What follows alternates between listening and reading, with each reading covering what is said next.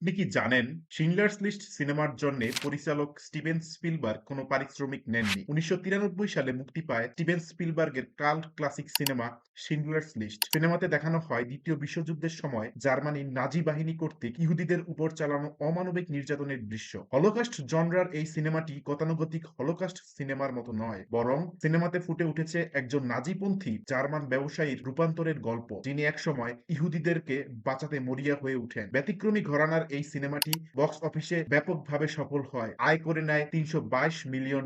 কিন্তু পরিচালক স্পিলবার্গ সিনেমার জন্য পারিশ্রমিক নিতে অস্বীকৃতি জানান। এর কারণ, তিনি চাননি মানবিক নির্যাতনের ভয়াবহ দিনগুলোকে পুঁজি করে উপার্জন করতে, যেটাকে স্পিলবার্গ ব্লাড মানি বলে আখ্যায়িত করেছিলেন। তবে পারিশ্রমিক না নিলেও তিনি সমস্ত টাকা একটা ফাউন্ডেশনে দান করে দিতে বলেন। সাউথ ক্যারোলাইনা ইউনিভার্সিটির শোয়া ফাউন্ডেশনে সমস্ত অর্থ দান করে দেওয়া হয়, যেন সেই অর্থ ইহুদিদের নির্যাতনের ইতিহাস সংরক্ষণ ও ইহুদি শিক্ষার্থীদের লেখাপড়ার পেছনে ব্যয় হয়।